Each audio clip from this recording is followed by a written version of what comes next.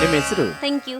ನೀವು ನಮ್ಮ ಕಾಲೇಜ್ಗೆ ಬಂದಾಗ ನಾನು ನಿಮ್ಮನ್ನ ನೋಡಿದ್ದೆ, ಆದ್ರೆ ನಿಮ್ ಪರಿಚಯವಿಲ್ಲ. ಸ್ವಲ್ಪ ಪರಿಚಯ ಇದೇ ಮಾಡ್ಕೊಡ್ತೀರಾ? ಊರಲ್ಲಿ ಬಡ ರೈತ ಧರ್ಮಣ್ಣ ಅಂತ ಇದ್ದಾರೆ. ಅವರ ಏಕೈಕ ಸೋದರ ಕರ್ಮರಾಜ್ ನನ್ನ ಹೆಸರು. ವಾವ್, ಸೊ ನೈಸ್ ಆಗಿದೆ. ಏನು? ನಿಮ್ ಹೆಸರು? ಈಗ ಹೇಳಿ, ಅದೇನೋ ಪ್ರಾಮುಖ್ಯತೆ ಮಾತು ಅಂದ್ರೆ? ನೋಡಿ, ನೀವ್ ಯಾವತ್ತು ನಮ್ಮ ಕಾಲೇಜ್ಗೆ ಬಂದು ಹಾಡು ಹಾಡಿದ್ರು, ಆ ಹಾಡನ್ನು ನಾನು ಯಾವತ್ತು ಕೇಳಿದ್ನೋ ಅವತ್ತಿಂದ ನನ್ಗೆ ಗೊತ್ತಿಲ್ಲ, ನಾನು ನಿಮ್ಮನ್ನ ತುಂಬಾ ಇಷ್ಟಪಡ್ತಾ ಇದ್ದೀನಿ. ತಮಾಷೆ ಮಾಡ್ತಾ ಇದ್ದೀರಾ?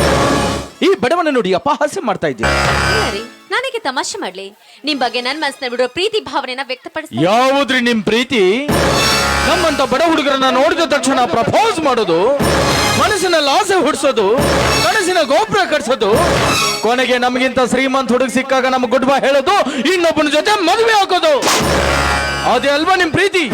ಕೊನೆಗೆ ನಿಮ್ಮ ಪ್ರೀತಿಯ ಗುಂಗಲ್ಲಿ ಬಿದ್ದು ಒದ್ದಾಡಿ ನಿಮ್ಮನ್ನ ಬಿಟ್ಟು ಬದುಕೋಕು ಸಾಯೋದಕ್ಕೂ ಆಗದೆ ಕೈಯಾಗ ಸರಾಯಿ ಬಾಟ್ಲಿ ಹಿಡಿದು ದೇವದಾಸ್ಗಳಾಗ್ತೇವೆ. ಆಗ ನೀವು ನಿಮ್ಮ ಗಂಡನ ಜೊತೆಯಲ್ಲಿ ನಮ್ಮೂರಿಗೆ ಬರ್ತೀರಿ. ನೀವು ಬರುವ ದಾರಿಯಲ್ಲಿ ನಾವು ಕುಡಿದು ಮಲಗಿರ್ತೀವಿ.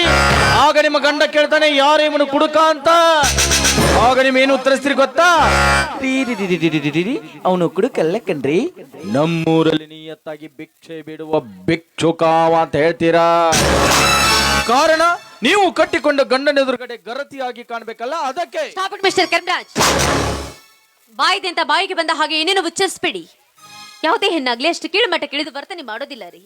ಅಷ್ಟಕ್ಕೆ ಒಂದು ಹೆಣ್ಣು ಅಷ್ಟು ಕೀಳುಮಟ್ಟ ಕಿಳಿದು ವರ್ತನೆ ಮಾಡಿದೆ ಅಂತಾದ್ರೆ ಆ ಹೆಣ್ಣಿಗೆ ಸಮಯ, ಸಂದರ್ಭ, ಪರಿಸ್ಥಿತಿ ಆ ರೀತಿ ವರ್ತನೆ ಮಾಡಿಸಿರ್ಬಹುದು ಅಷ್ಟೇ. ಇಷ್ಟಕ್ಕೆ ನೀವು ತಿಳಿದುಕೊಂಡಂತ ಕೆಟ್ಟ ಉದ್ದೇಶ ನನ್ನ ಮನಸ್ಸಿನಲ್ಲಿಲ್ಲ. ನಾನು ನಿಮ್ಮನ್ನ ಮನಸಾರೆ ಪ್ರೀತಿಸ್ತಾ ಇದ್ದೀನಿ. ನಿಮ್ಮನೆ ಮದುವೆಗೆ ಜೀವನ ಸಾಗಿಸಬೇಕು ಅಂತ ಆಸೆ ಇಟ್ಕೊಂಡಿದ್ದೀನಿ. ಈ ಬಡವನ ಜೊತೆ ಮದುವೆ, ಈ ಬಡವನ ಜೊತೆ ಜೀವನ. ದೂರದ ಬೆಟ್ಟ ಕಣ್ಣಿಗೆ ಮಾತ್ರ ಸುಂದರವಾಗಿ ಕಾಣುತ್ತೆ, ಹತ್ತಿರ ಹೋಗಿ ನೋಡಿದಾಗಲೇ ಅರ್ಥ ಆಗತ್ತೆ ಆ ಬೆಟ್ಟದಲ್ಲಿ ಕೇವಲ ಕಲ್ಲು ಮುಳ್ಳಿನ ಆಗರವೇ ತುಂಬಿದೆ ಎಂದು. ಪ್ರೀತಿ ಕೂಡ ಹಾಗೆ. ಪ್ರೀತಿ ಎಂಬ ಎರಡಕ್ಷರ ಹೃದಯದಲ್ಲಿ ಸೇರಿಕೊಂಡಾಗ ತುಂಬಾ ಸುಂದರ ಅನ್ಸತ್ತೆ, ಆದ್ರೆ ಅನುಭವಿಸ್ತಾನೆ ಅರ್ಥ ಆಗತ್ತೆ ಈ ಪ್ರೀತಿಯನ್ನು ಎರಡಕ್ಷರದಲ್ಲಿ ಕೇವಲ ಕಣ್ಣೀರಿನ ಕಡಲೆ ತುಂಬಿದೆ ಎಂದು. ನನ್ನನ್ನ ಒಬ್ಬ ಬಡ ರೈತ ನನ್ನನ್ನ MBBS ಓಸಿ ಡಾಕ್ಟರ್ ಮಾಡ್ಬೇಕು ಅಂತ ಕನಸು ಕಾಣ್ತಾ ಇದ್ದಾನೆ. ಅವನ ಕನಸಿಗೆ ಮಣ್ಣೆರಚಿ ನಿಮ್ಮನ್ನ ಇಷ್ಟಪಡಕ್ಕಾಗಲ್ಲ. ಗುಡ್ ಬಾಯ್. ಒಂದು ನಿಮಿಷ ನಿಂತ್ಕೊಳ್ಳಿ ಮಿಸ್ಟರ್ ಕರ್ಮರಾಜ್. ಈ ಶಿಲ್ಪ ಯಾವತ್ತು ಯಾವುದಕ್ಕೂ ಆಸೆ ಪಡೋದಿಲ್ಲ. ಬಂದ್ ವೇಳೆ ನನ್ನ ಮನ್ಸಾರಿಗೆ ಇಷ್ಟಪಟ್ಟು ಆಸೆ ಪಟ್ಟಿದೆ ನಿಜವಾದ್ರಿ, ಅದನ್ನ ಬಿಟ್ಟಿರೋದು ನನ್ನ ಇತಿಹಾಸದಲ್ಲಿ ಬಂದಿಲ್ಲ, ಮುಂದೆ ಬರೋದಕ್ಕೆ ಸಾಧ್ಯನೂ ಇಲ್ಲ. ಅದು ವಸ್ತು ಆದ್ರೂ ಸರಿ, ವ್ಯಕ್ತಿ ಆದ್ರೂ ಸರಿ. ನಾನು ನನ್ನ ಮನ್ಸರಿಗೆ ಇಷ್ಟಪಟ್ಟು ಆಸೆ ಪಟ್ಟು ಪ್ರೀತಿ ಮಾಡಿರೋದು ಅದು ನಿಮ್ಮನ್ನೇ. ನನ್ನ ಮದ್ವೆಗೆ ಜೀವನ ಸಾಗಿಸಬೇಕು ಅಂತ ಸಾವಿರದ ಆಸೆ ಹೊತ್ತಿದ್ದು ಕೂಡ ಅದು ನಿಮ್ ಜೊತೆಗೇನೆ. ಮಿಸ್ಟರ್ ಕರ್ಮರಾಜ್, ನನ್ ಒಂಟಿ ಹೆಣ್ಣು ತನ್ನ ಮನಸ್ಸಲ್ಲಿ ಇಷ್ಟೊಂದು ಪ್ರೀತಿ ಭಾವನೆಯನ್ನ ತುಂಬಿಕೊಂಡು ನಿಮ್ಮ ಹತ್ರ ಅಂಗಲ ಹಚ್ಚಿ ಕೇಳ್ಕೊಂಡ್ರು ಕೂಡ ಈ ರೀತಿ ಅಸಹಾಯಕತೆಯನ್ನ ತೋರಿಸ್ತಾ ಇದ್ರಲ್ಲ, ನೀವೊಬ್ರು ಮನುಷ್ಯರ ಅಲ್ಲ ರೀ. ಕಲ್ಲು ಹೃದಯದ ಕಟುಕರು ಅಂತ ಅರ್ಥವಾಗ್ತಾ ಇದೆ, ಆದ್ರೂ ಬೇಜಾರಿಲ್ಲ. ನನ್ನದು ಒಂದೇ ಒಂದು ಕೊನೆ ಕೋರಿಕೆ ಇದೆ. ಏನ್ ಗೊತ್ತಾ? ಕೈ ಚಾಚಿ ನಿಮ್ಮ ಪ್ರೀತಿಗೋಸ್ಕರವಾಗಿ ಹಂಬಲಿಸ್ತಾ ಇದ್ದೇನೆ. ಏನಾದ್ರೂ ಒಂಟಿ ಹೆಣ್ಣಿನ ಮೇಲೆ ನಿಮ್ಮ ಮನಸ್ಸಿನಲ್ಲಿ ಪ್ರೀತಿ ಎಂಬ ಭಾವನೆ ಮೂಡಿದೆ ಆದ್ರೆ ಚಾಚಿರುವ ನನ್ನ ಕೈನ ಹಿಡಿದು ಈ ನನ್ನ ಪ್ರೀತಿಗೆ ಸಮ್ಮತಿ ಕೊಡಿ. ಇಲ್ದೆ ಹೋದ್ರೆ ಒಬ್ಬ ಕಲ್ಲುರ್ದಿದ್ದ ವ್ಯಕ್ತಿ ಹತ್ರ ನನ್ನ ಪ್ರೀತಿಯನ್ನ ಹೇಳ್ಕೊಳ್ಳಿಕ್ಕೆ ಬಯಸಿದ್ದು ನನ್ನದೇ ತಪ್ಪಾಯ್ತು ಅಂತ ತಿಳಿದುಕೊಂಡು ನಾನು ಇಲ್ಲಿಂದ ಹೊರಟೋಗ್ತೀನಿ. ಆದ್ರೆ ಈ ಶಿಲ್ಪ ಹೋಗೋದು ಮನೆಗಲ್ಲ, ಸ್ಮಶಾನಕ್ಕೆ.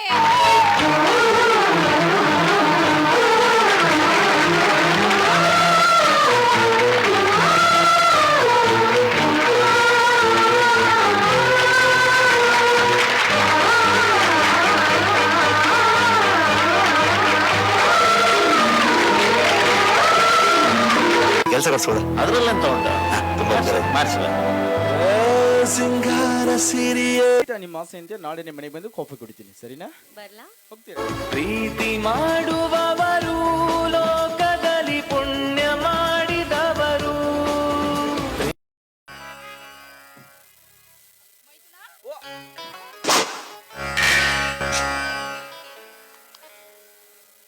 ಏನ್ ಮಾಡತ್ತಿದ್ನಿ ಒಳಗ? ಒಳಗಡೆ ಚಪಾತಿ ಮಾಡ್ಬೇಕು ಅಂತ ಹಿಟ್ ನದಕತ್ತಿದ್ನಪ್ಪ. ಅದನ್ನ ತಂದು ನನ್ನ ಗಲ್ಲದ ಮೇಲೆ ಲಟ್ಟಿಸ್ಬಿಟ್ಟೆನ? ಇಲ್ಲಪ್ಪ, ನೀನ್ ಬಂದ್ ಕುಚಿ ಒಳಗ ನನಗೆ ಗೊತ್ತೇ ಆಗ್ಲಿಲ್ಲ. ಅವಾಗೂ ಹಂಗ ಲಟ್ಟಿಸ್ತೀನ ಅಣ್ಣಾಗ? ಅಲ್ಲಪ್ಪ, ಅವ್ರಿಗೆ ಲಾಟಿಸ್ಬೇಕು ಅಂತೀನಿ, ಆದ್ರ ಲಾಟಿಸ್ಕೊಳಕ್ ಅವ್ರಂತೂ ಮಡ್ಯಾಗ ಇರುದಿಲ್ಲ. ಇಲ್ಲ ಬಿಡಮ್ಮ, ಅಣ್ಣ ಇಲ್ಲಿ ಕಾಣ್ತಾನೆ ಇಲ್ಲ. ಇಷ್ಟ ತನಕ ನಿನ್ ದಾರಿ ಕಾಯ್ದು ಕಾಯ್ದು ಈಗ ತಾನೇ ತೋಟಕ್ ಹೋದ್ರಪ್ಪ. ಅಂದ್ರೆ ಈ ದರಿದ್ರ ಇವತ್ತು ಮನೆಗೆ ಬರ್ತಾನ, ಮತ್ತೆ ಶಿಕ್ಷಣಕ್ಕೋಸ್ಕರ ದುಡ್ಡು ಕೇಳ್ತಾನ ಅಂತ ಹೋಗಿರ್ಬೋದಲ್ಲ. ಹಾಗೆಲ್ಲ ಮಾತಾಡಬಾರ್ದಪ್ಪ. ನೀನು ಬಿಟ್ರೆ ನಮಗೆ ಯಾರದಾರ? ಮಗ ಅಂದ್ರು ನೀನೆ, ಮೈದನ್ ಅಂದ್ರು ನೀನೆ. ನೋಡಪ್ಪ, ನಿಮ್ಮ ಅಣ್ಣ ಈ ಭೂತಾಯಿನ ಎಷ್ಟು ಪ್ರೀತಿ ಮಾಡ್ತಾನೋ ನೀನು ಕೂಡ ಅಷ್ಟೇ ಪ್ರೀತಿ ಮಾಡ್ತಾನೆ ಕಣೋ. ನಿಜಮ್ಮ, ನನ್ನ ಒಬ್ಬ ಬಡ ರೈತ ಆದ್ರೂ ಕೂಡ ನನ್ನನ್ನ MBBS ಓಸಿ ಡಾಕ್ಟರ್ ಮಾಡ್ಬೇಕು ಅಂತ ಕನಸು ಕಾಣ್ತಾ ಇದ್ದಾನೆ. ಅವನ ಆಸೆಯಂತೆ, ನಿನ್ನ ಕನಸಿನಂತೆ ನಾನು ಡಾಕ್ಟರ್ ಆಗಿ ನಿಮ್ಮಿಬ್ಬರು ನಾನು ತೀರಿಸ್ತೀನಿ. ಅದಕ್ಕೆ ನಿನ್ನ ಹತ್ರ ಒಂದು ವಿಷಯ ಹೇಳ್ಬೇಕು. ವಿಷಯನಾ? ಏನಪ್ಪ ಅದು? ನಾನೊಂದು ಹುಡುಗಿನ ಪ್ರೀತಿ ಮಾಡ್ತಾ ಇದ್ದೀನಿ. ಪ್ರೀತಿನ? ಹೌದಮ್ಮ. ನನ್ನ ಮೈದನ ಲವ್ ಮಾಡುವಷ್ಟು ದೊಡ್ಡವನಾಗ್ಬಿಟ್ಟ, ಪ್ರೀತಿ ಮಾಡುವಷ್ಟು ಬೆಳೆದ್ಬಿಟ್ಟ.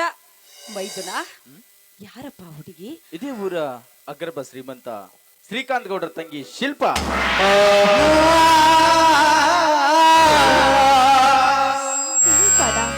ಯಾಕಮ್ಮ ಶಿಲ್ಪ ಅಂದ ತಕ್ಷಣ ಮುಖ ಸಾಂದ್ ಮಾಡಿಬಿಟ್ಟೆ?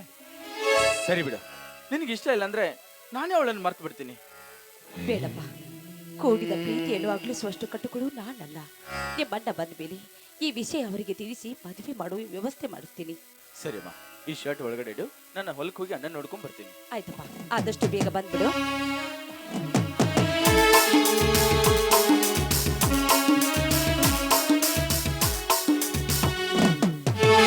ಯಾವಾಗ ಬಂದೆಪ್ಪ ಬೆಂಗಳೂರಿಂದ? ಬೆಂಗಳೂರಿಂದ ಇದಕ್ಕೆ ತಾನೆ ಬಂದೆ. ವಿದ್ಯಾಭ್ಯಾಸ ಎಲ್ಲ ಚೆನ್ನಾಗಿದೆ ತಾನೆ? ನಡೀತಾ ಇದೆ.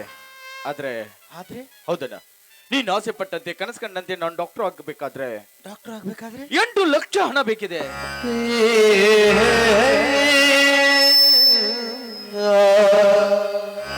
ಅಯ್ಯೋ ದೇವ್ರೆ, 8 ಲಕ್ಷನ? ಅಷ್ಟೊಂದನ ಹೇಗಪ್ಪ ಸಂಗ್ರಹ ಮಾಡೋದು? ಒಂದು ವೇಳೆ ಹಣ ಇಲ್ಲ ಅಂದ್ರೆ ನನ್ನ ತಮ್ಮ ಓದನ್ ನಿಲ್ಲಿಸ್ಬಿಡ್ತಾನೆ. ಇಲ್ಲ, ಹಾಗಾಗ್ಬಾರ್ದು. ನೋಡಪ್ಪ, 8 ಲಕ್ಷ ತಾನೆ? ಹೌದಣ್ಣ. 8 ಲಕ್ಷ ಹಣನ ನಾನು ವ್ಯವಸ್ಥೆ ಮಾಡ್ತೀನಿ. ಆದ್ರೆ ಯಾವುದೇ ಕಾರಣಕ್ಕೂ ನೀನು ಓದನ್ ನಿಲ್ಲಿಸಬಾರ್ದು. ಅಣ್ಣ, ನಂಗೆ ನಾಳೆನೇ ಹಣ ಬೇಕು. ನಾಳೆನೇ ಬೇಕು? ಹೌದಣ್ಣ.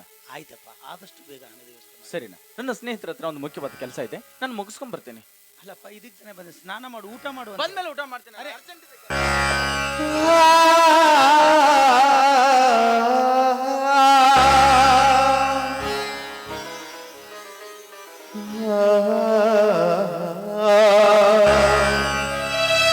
ಯಾಕ್ರಿ ಒಂಥರ ನಿಂತಿದ್ದೀರಲ್ಲ, ಏನಾಯ್ತು? ಏನಿಲ್ಲ ಸಾವಿತ್ರಿ, ಅದು ನನ್ನ ತಮ್ಮ ವಿದ್ಯಾಭ್ಯಾಸಕ್ಕೋಸ್ಕರ 8 ಲಕ್ಷ ಹಣ ಬೇಕು ಅಂದ. ಅಷ್ಟೊಂದು ಹಣನ ಹೇಗೆ ಸಂಗ್ರಹ ಮಾಡೋದು ಅಂತ ಚಿಂತೆ ಮಾಡ್ತಾ ಇದ್ದೀನಿ. 8 ಲಕ್ಷನ? ಅಷ್ಟೊಂದು ಹಣ ನಮ್ಮ ಹತ್ರ ಇರೋಕೆ ಹೇಗೆ ಸಾಧ್ಯ ರೀ? ಅಲ್ಲ ರೀ, ನೀವು ಮತ್ತೊಬ್ಬರ ಹತ್ರ ಹೋಗಿ ಕೈ ಚಾಚೋದು ನನಗೆ ಸರಿ ಕಾಣಿಸ್ತಾ ಇಲ್ಲ. ಹಾ, 1 ನಿಮಿಷ ಇರಿ, ಬಂದೆ.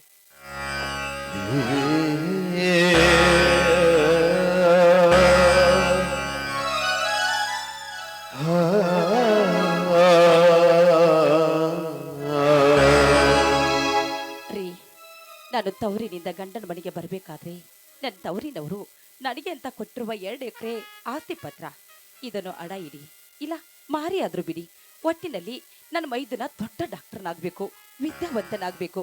ತಗೊಳ್ಳಿ, ಆದಷ್ಟು ಬೇಗ ಹಣ ತಂದುಕೊಡಿ.